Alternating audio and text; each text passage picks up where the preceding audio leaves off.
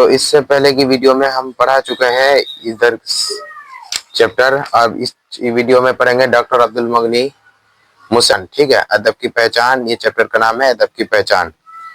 اس کا مصنف کون ہے؟ ڈاکٹر عبد المغنی. ٹھیک ہے, ادب کی پہچان کو کس نے لکھا ہے؟ ڈاکٹر عبد المغنی لکھا ہے. پہلے مصنف کے بارے میں جان لیتے ہیں. سب سے سوال مصنف سے ہی پوچھا جاتا ہے. ٹھیک ہے, چیپٹر میں بہت ہی کم سوال پوچھا جاتا ہے. تب مصنف کے بارے میں جان لیتے ہیں. ڈاکٹر عبد المغنی ریاست بہار کے دانشوروں اور تنقید نگاروں میں ممتاز ہے. ڈاکٹر عبد المغنی ایگزام میں پوچھا جا سکتا ہے ریاست بہار کے کہاں کے رہنے والے ڈاکٹر عبد المغنی؟ ریاست بہار کے دانشوروں, عقل مند, ٹھیک ہے, اور تنقید نگاروں میں ممتاز ہے. عہد حاضر مطلب ورتمان زمانہ, جو ابھی زمانہ چل رہا ہے, عہد حاضر میں شعر و ادب اور فکر و نظر کو وسعت اور شفافیت کے ساتھ پیش کرنے والوں اور ایک مخصوص تنقیدی اصول کو مقبول بنانے میں ڈاکٹر عبد المغنی کی خدمات کو فراموش نہیں کیا جا سکتا. ٹھیک ہے, ڈاکٹر عبد المغنی کو ہم لوگ بھول نہیں سکتے ہیں. انہوں نے جو خدمت کی ہے اس کو ہم بھول نہیں سکتے ہیں. ٹھیک ہے, کیس میں تنقید. ان کے والد مولانا عبد الرؤف ایک معروف عالم دین تھے. ٹھیک ہے, ان کے والد کا نام پوچھا جا سکتا ہے کہ ان کے والد کا نام کیا ہے؟ مولانا عبد الرؤف کیا تھے؟ ایک عالم دین تھے. ٹھیک ہے, ان کا تعلق ضلع اورنگ آباد, کہاں کے؟ ضلع اورنگ آباد بہار سے ہے. ڈاکٹر عبد المغنی کی پیدائش وہیں ہوئی, کہاں؟ اورنگ آباد میں. ٹھیک ہے, 1934 میں پیدائش بھی پوچھا جاتا ہے. ڈاکٹر عبد المغنی کی پیدائش کب ہوئی؟ 1934 میں ہوئی تھی. ٹھیک ہے, ابتدائی تعلیم گھر پر ہوئی. شروعاتی تعلیم کہاں پہ ہوئی؟ گھر پر ہوئی. آگے کی تعلیم کے لیے انہوں نے مدرسہ شمس الہدیٰ میں داخلہ لیا. یہ سوال میں پوچھا جاتا ہے. ٹھیک ہے, ایگزام میں پوچھا جاتا ہے ڈاکٹر عبد المغنی نے آگے کی تعلیم کہاں سے کی ہے؟ مدرسہ شمس الہدیٰ میں داخلہ لیا. ٹھیک ہے, یہاں سے انہوں نے عالم کی سند حاصل کی. یہاں سے انہوں نے شمس الہدیٰ مدرسے سے کیا کیا؟ انہوں نے عالم کی سند حاصل کی. مدرسے کی تعلیم کے ساتھ ساتھ انہوں نے عصری تعلیم کی طرف بھی توجہ دی. ٹھیک ہے, تعلیم کے ساتھ ساتھ انہوں نے کیا کیا؟ عصری تعلیم کی بھی توجہ دی اور انگریزی میں ایم اے کیا. کس میں؟ انگریزی میں ایم اے کیا. ٹھیک ہے, ملازمت کا وقت آیا تو انگریزی کے لیکچرر کی حیثیت سے, انگریزی کی مطلب انگلش کی لیکچرر کی حیثیت سے پٹنہ یونیورسٹی کے پٹنہ کالج میں ان کا تقرر ہوا. ٹھیک ہے, یہ پٹنہ یونیورسٹی میں پڑھانے لگ گئے. ٹھیک ہے, انگریزی. بعد میں ان کا تبادلہ بی این کالج میں ہو گیا. بعد میں ان کا تبادلہ کہاں ہو گیا؟ بی این کالج میں ہو گیا, جہاں سے وہ اپنی ملازمت سے سبکدوش ہوئے.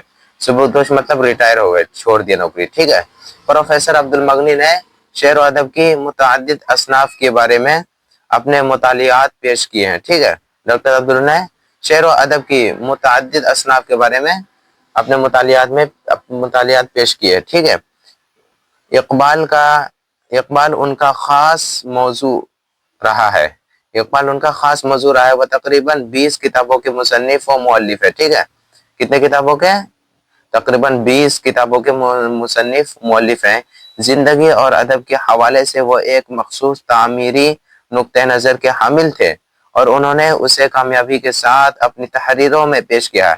تحریر مطلب اپنی لکھاوٹ میں پیش کیا ہے. ان کی اہم ترین تنقیدی تالیفات میں جادہ اعتدال, ٹھیک ہے, جادہ اعتدال, نقطہ نظر, معیار و اقدار, تشکیل جدید, اقبال اور عالمی ادب وغیرہ ہے. ٹھیک ہے, پوچھا جاتا ہے, یہ کتابوں کا نام یاد رکھ لینا. پروفیسر عبد المغنی کی وفات پٹنہ میں 15 ستمبر 2006 میں ہوئی. ڈاکٹر عبد المغنی کی وفات کب ہوئی؟ پٹنہ میں ہوئی 15 ستمبر 2006 میں. پیدائش کب ہوئی؟ 1934 میں. 1934 میں پیدا ہوئی. ٹھیک ہے, اورنگ آباد میں. اور یہ وفات کہاں پہ ہوئی؟ پٹنہ میں ہوئی. ٹھیک ہے, اب دیکھتے ہیں ادب کی پہچان. ادب کسے کہتے ہیں؟ ادب اسے کہتے ہیں جو ادب کے ساتھ لکھا جاتا ہے. جیسے اردو لکھتے ہیں, ہندی لکھتے ہیں. آج کل کے دور میں زمانے میں ایسا ہو گیا ہے, جب ہم لوگ ہندی لکھتے ہیں تو ہندی کے بیچ میں اردو بھی ڈال دیتے ہیں. ٹھیک ہے, اگر پیور ہندی نہیں لکھ پاتے ہم لوگ, اردو بھی ڈال دیتے ہیں. اردو لکھتے ہیں تو بیچ میں ہندی بھی ڈال دیتے ہیں. ٹھیک ہے, یہ ادب نہیں ہے. ادب وہ ہے جو صرف پیور لکھا جاتا ہے, طریقہ سلیقہ کے ساتھ لکھا جاتا ہے. ادب کے معنی ہے طریقہ سلیقہ. ٹھیک ہے, طریقے کے ساتھ لکھا جاتا ہے, اصول کے مطابق لکھا جاتا ہے, غلط سلط نہیں لکھا جاتا ہے. جیسے ایک ہی لائن لکھنا ہے, جیسے کچھ بھی لکھنا ہے, لب پہ آتی ہے دعا بن کے تمنا, یہ طریقہ کے ساتھ لکھا گیا ہے. ایک ایک لائن لکھنے کے لیے جو بھی انسان غزل لکھتا ہے, अफसाना लिखता है, कुछ भी लिखता है, तो वो एक एक लाइन जो है ना बहुत सोच समझ के लिखता है। अपने मन में आया जो आया वही लिख दिया, वो नहीं, वो अदब नहीं हुआ है। अदब वो है जो तरीका सलीका के साथ लिखा जाता है, उसूल के मुताबिक लिखा जाता है, ये इसी को अदब कहते हैं। ठीक है, अब हम लोग पढ़ लेते हैं अदब के बारे में। अदब को जानते सभी लोग हैं, अदब को जानते सभी लोग, मगर पहचानते बहुत कम है। अभी के जमाने में अगर कोई अदब से बात करे तो किसी को समझ में नहीं आएगा कि ये बोल क्या रहा है। अगर हिंदी से बात करेंगे, हिंदी में उर्दू मिला देंगे, थोड़ा थोड़ा हिंदी मिला देंगे, सब कुछ मिला जुला के बोलेंगे तो आदमी को एकदम फौरन समझ में आ जाएगा कि कहना क्या चाहता है। लेकिन अदब के साथ कहेंगे तो नहीं समझ में आता है। अदब पढ़ने वालों का हल्का रोज बरोज बढ़ता जा रहा है। ठीक है, अदब पढ़ने वाले का हल्का रोज बरोज बढ़ता जा रहा है, लेकिन अदब समझने वालों का हल्का इसी निस्बत से घटता जा रहा है, बढ़ने के बजाय घटता जा रहा है। आज नावल, अफसाना या रिसाला खास कर डाइजेस्ट पर हर पढ़े लिखे आदमी की मेज पर मिल जाएगा। ठीक है, मगर इन अदबी शक्लों की कदर शनासी इस आदमी के लिए बहुत दुश्वार है, बहुत दुश्वार है। चुनाचे वह अदब के नाम से पढ़ तो लेता है, अदब के नाम से पढ़ तो लेता है बाजार में चलती हुई बहुत सी चीजों को, लेकिन ये भी नहीं जानता कि उनमें कौन अदब है और कौन नहीं। ठीक है, ये भी नहीं पता चलता कौन अदब है कौन नहीं है, और जो चीजें वाकई अदब है उनके दरमियान तनकीदी मुआजना और उनकी बाहमी खूबी व खामी को समझना तो उसके लिए बिल्कुल मुहाल ही है। ठीक है, मुमकिन है। इस सूरत हाल के नतीजे में आज अदब और गैर अदब खलत मुल्लत होकर रह गया है। ठीक है, खलत मुल्लत रहकर रह गया है।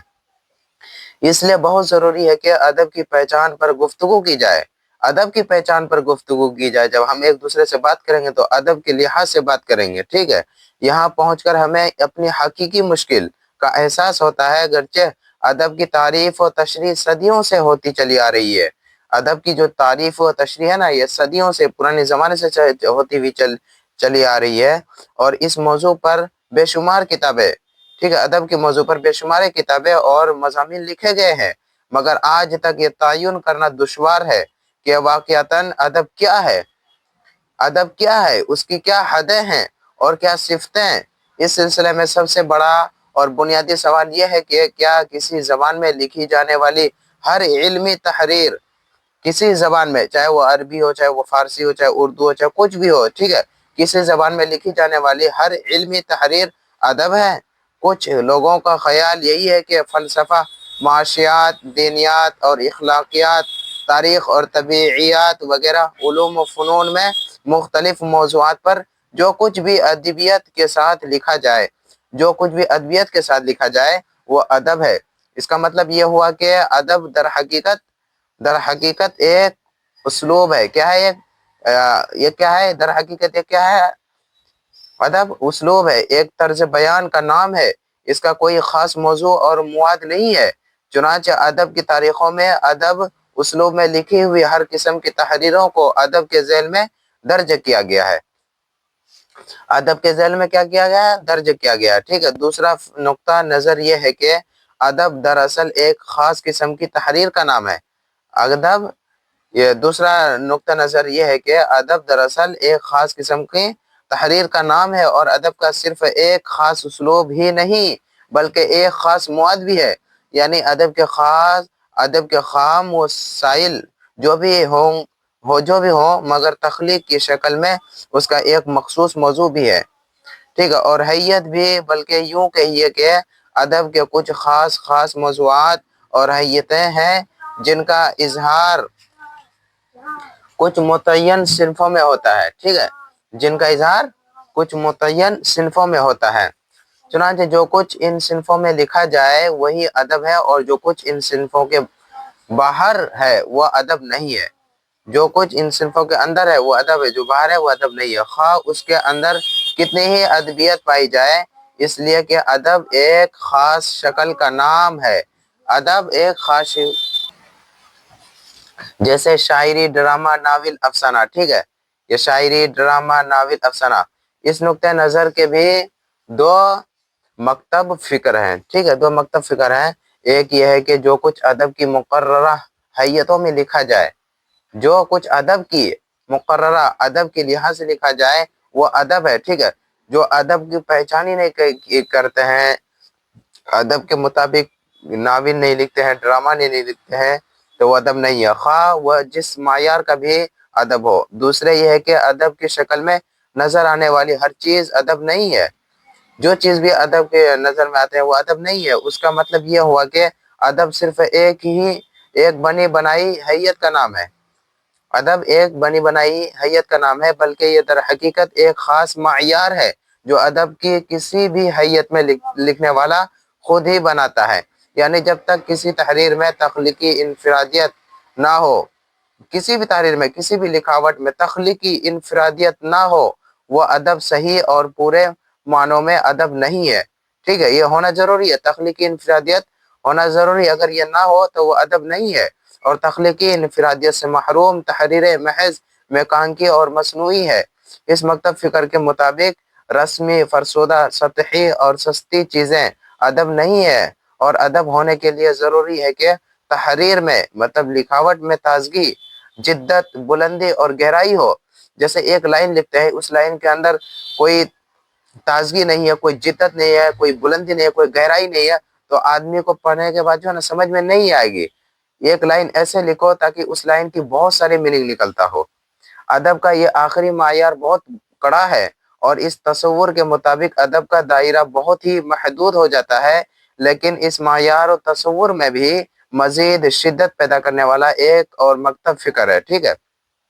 وہ یہ ہے کہ ادبی حیت کی تمام شرطوں اور تخلیق کے تمام تقاضوں کو پورا کرنے کے بعد بھی معیاری ادب قرار پانے کے لیے ضروری ہے کہ ایک تحریر اعلیٰ سنجیدگی کی حامل ہو، اور اس کے اندر تنقید حیات پائی جائے۔ یعنی مکمل اور کامل ادب وہ ہے جس میں بہترین فن کا اظہار بہترین فکر کے ساتھ کیا گیا ہے، ٹھیک ہے۔ بہترین ادب کون ہے؟ جس میں بہترین فن کا اظہار بہترین فکر کے ساتھ کیا گیا ہو۔ بہترین فکر، کوئی چیز لکھتا ہے تو فکر ہونی چاہیے کہ یہ لکھنے کے بعد اس کا میننگ کیا ہو جاتا ہے، اس کا معنی کیا ہوتا ہے، اس کو پڑھنے کے بعد آدمی کیا سوچے گا، ٹھیک۔ جس میں اسلوب کی نفاست کے ساتھ ساتھ موضوع کی متانت بھی ہو، جس میں مواد کی ثقافت اور حیت کی لطافت دونوں موجود ہو، ٹھیک ہے۔ ثقافت اور حیت کی لطافت دونوں موجود ہونی چاہیے۔ اس میں کوئی شبہ نہیں کہ اگر ادب کا ایک معیار متعین کرنا ہو تو ضروری ہوگا کہ ایک مکمل نمونہ ادب کی تعریف کی جائے۔ اس اعتبار سے دیکھا جائے تو ماننا پڑے گا کہ ادب کے دو اجزائے ترکیبیں ہیں۔ ادب کے کتنے اجزائے، یہ ایگزام میں پوچھا جاتا ہے، ادب کی کتنے اجزائے ترکیبیں؟ اگر آپ کو یاد ہوگا، ایک فکر اور دوسرے فن، فن، ٹھیک ہے۔ فکر، فن، ادب میں دو اجزائے ترکیب پائی جاتی ہے، ایک فکر، ایک فن، ایگزام میں پوچھا جاتا ہے۔ اور ایک مکمل ادبی تخلیق اسی وقت بروئے کار آئے گی جب فکر اور فن دونوں ہی اعلیٰ درجے کے ہوں، ٹھیک ہے، اونچے درجے کو۔ فکر اور فن دونوں ادب کے اندر اعلیٰ درجے کو، اونچے درجے کو، اور ان کے درمیان کامل ہم آہنگی بھی پیدا ہو جائے، اس طرح کے دونوں ایک دوسرے میں پیوست اور ضم ہو جائے۔ پیوست اور ضم مطلب دونوں ایک ساتھ مل جائے، اور اس ازدواجے کے نتیجے میں ایک ناقابل تقسیم تخلیق مرکب نمودار ہو، اور یہ مرکب زندگی اور ادب کی بہترین قدروں کا مظہر ہو۔ اس سے انسانی تہذیب کی جمالیات اور اخلاقیات دونوں کو فروغ ہو، ٹھیک۔ کہتے ہیں سوال یہ پیدا ہوتا ہے کہ کیا اس معیار پر پوری اترنے والی تحریر ہی ادب ہے، اور اس سے کم تر جو کچھ ہے وہ ادب نہیں ہے؟ میرا خیال ہے کہ ایسا سمجھنا صحیح نہ ہوگا۔ زندگی کے کسی بھی کام کا معیار، کوئی بھی کام ہو چاہے، اس کا معیار اس کے کمال کو ظاہر کرتا ہے، ٹھیک ہے، اس کو کمال کو ظاہر کرتا ہے، جبکہ دنیا کے ہر چیز درجے کمال پر نہیں ہوتی، بلکہ اس درجے سے نیچے بھی چیزوں کا وجود ہوتا ہے جس سے انکار کرنا حقیقت کے خلاف ہوگا۔ لہذا معیار کمال کی نشان ہی کرتے ہوئے بھی وجود کی پہچان بالکل ضروری ہے۔ سب سے پہلی چیز کسی ہستی کی بنیادی تعریف ہے، اس کے بعد اس کی تکمیل کا سوال پیدا ہوتا ہے۔ پہلے اس کے کیا ہے؟ تکمیل تعریف ہے، اس کے بعد اس کی تکمیل کا سوال پیدا ہوتا ہے۔ اس سلسلے میں سب سے پہلا کام ادب کی نوعیت کا سراغ لگانا ہے، اس کے بعد اس کی قدر و قیمت متعین کرنے کی نوبت آئے گی۔ ادب کی پہچان کے بعد اس کی پرکھ ہو سکے گی۔ ادب کی پہچان کے بعد اس کی کیا ہوگی؟ پرکھ ہو سکے گی۔ جب تک ادب کے عناصر معلوم ہو اس کے اوصاف کا پتہ نہیں لگایا جا سکتا۔ اس اعتبار سے دیکھا جائے تو ادب کو صرف دو حصوں میں تقسیم کرنے کی ضرورت ہوگی۔ ادب کو کتنے حصوں میں؟ دو حصوں میں تقسیم کرنے کی ضرورت ہوگی، ایک عام ادب اور دوسرے خاص ادب۔ عام ادب کے ذیل میں ہر وہ تحریر آ جائے گی، ہر وہ لکھاوٹ آ جائے گی جس کے اندر ادبیت پائی جاتی ہو، خواہ اس کا تعلق فلسفہ حکمت سے ہو یا سیاست و معاشیت اور دینیات و اخلاقیات سے ہو، ٹھیک ہے۔ جبکہ خاص ادب صرف ان تحریروں کو کہا جائے گا جو کسی مخصوص تخلیقی حیت میں لکھی گئی ہو، جیسے ناول، افسانہ، شاعری اور ڈرامہ کی صنفیں، ٹھیک۔ اس طرح کہہ سکتے ہیں کہ عام ادب ایک علمی چیز ہے۔ عام ادب کیا ہے؟ ایک علمی چیز ہے، جب خاص ادب ایک فنی چیز ہے، ٹھیک ہے، فنی چیز ہے۔ اب جہاں تک علمی ادب کا تعلق ہے، اس کی صرف ایک پہچان ہے، وہ یہ ہے کہ اس کے اسلوب بیان میں ادبیت پائی جاتی ہے، ٹھیک ہے۔ وہ یہ کہ اس کے اسلوب میں کیا؟ علمی ادب میں ادبیت کیا پائی جاتی ہے؟ یہ اسلوب بیان کی ادبیت پائی جاتی ہے۔ اس کے طرز اظہار میں محاورات، امثال، تشبیہات و استعارات اور تلمیحات و کنایات کی چاشنی ہو، یہ سب کچھ آ جائے گا۔ یہ سب کس میں پایا جاتا ہے؟ ادبیت، یہ علمی ادب میں یہ سب پایا جاتا ہے، ٹھیک ہے۔ مختصر یہ ہے کہ ایک اچھی طرح لکھی ہو، ایک اچھی طرح، الٹی سیدھی نہیں، دلچسپ اور خیال انگیز ہو، دلچسپ ہونی چاہیے، خیال انگیز ہو اور مؤثر اور دل نشیں و نثر ہو۔ دوسری طرف فنی ادب کی پہچان بس یہ ہوگی کہ فن کی جس صنف میں اس کی تخلیق کی گئی ہو، ٹھیک ہے، اس کی تخلیق کی گئی ہو، اس کے مقرر حیت کے مسلمہ اصول و قواعد کے پابندی اس میں بنیادی طور سے کی گئی ہو، ٹھیک ہے، اصول اور پابندی کے اس میں بنیادی طور سے کی گئی ہو، خواہ اس پابندی کے علاوہ اس میں جدت و انفرادیت کا کوئی نشان نہ ہو، ٹھیک ہے، اور خواہ ایک انفرادی اجتہاد کے ذریعے قائم شدہ روایت کی توسیع و تجدید کا کتنا ہی سامان کیا گیا ہو۔ ادب کی شکل میں پائے جانے والی اور فنی ضوابط پر پوری طرح اترنے والی ہر چیز ہر حال اور خواہ تنقید کی کسوٹی پر پرکھنے کے بعد ہم اس چیز کی اچھائی کا اعتراف کریں یا اس کی برائی پر اعتراض کریں، ٹھیک۔ اس طرح ادب کی ایک بنیادی عمومی تعریف اور پہچان ہو جاتی ہے، جس طرح ہم نے آپ کو بتایا۔ لیکن یہ سوال پھر بھی رہ جاتا ہے کہ اگر ادب ایک ذوقی اور تخلیقی چیز ہے تو کیا ہم ادب کی صرف اس پہچان پر اکتفا کر لیں اور اس کی پرکھ کی طرف توجہ نہ دیں؟ یہ سوال بہت اہم ہے، اس لیے کہ پڑھنے والوں سے صرف ادب پڑھنے کی توقع نہیں کی جاتی ہے، پڑھنے والے جو ہے اس کے پڑھنے کی توقع نہیں کی جاتی ہے، بلکہ یہ بھی سمجھا جاتا ہے کہ وہ ادب کا تنقیدی مطالعہ کریں گے۔ اس سلسلے میں ادب پر خاص کر ادیب کے نقطۂ نظر سے سوچنے کی ضرورت ہے۔ ادب کے کسی بھی معنی اور صنف پر لکھنے والوں کے بارے میں اصولی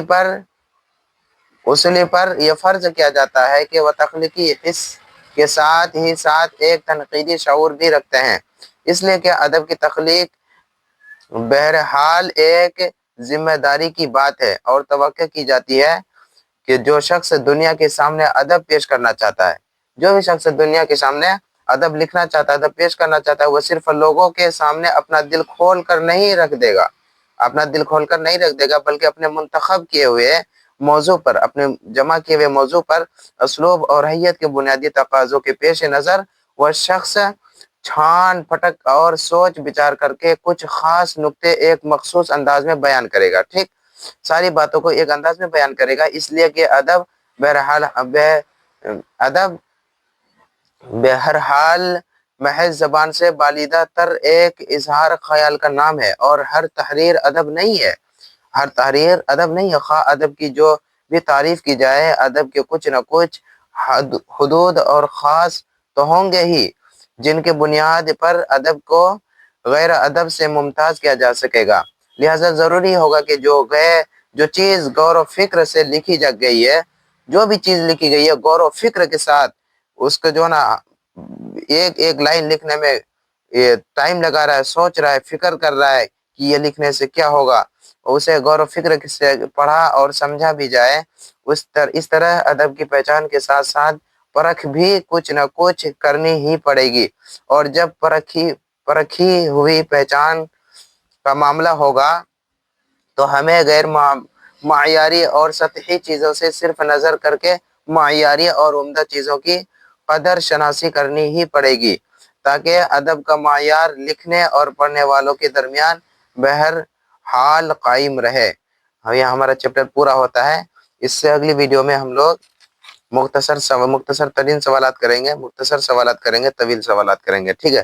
اگر میری ویڈیو صحیح لگے آپ سبھی کو تو یہ ویڈیو کو شیئر کرنا ہے اور سبسکرائب بھی کرنا ہے، ٹھیک ہے۔ السلام علیکم۔ گھٹتا جا رہا ہے، پڑھنے والا تو پڑھ لیتا ہے لیکن نسبت گھٹ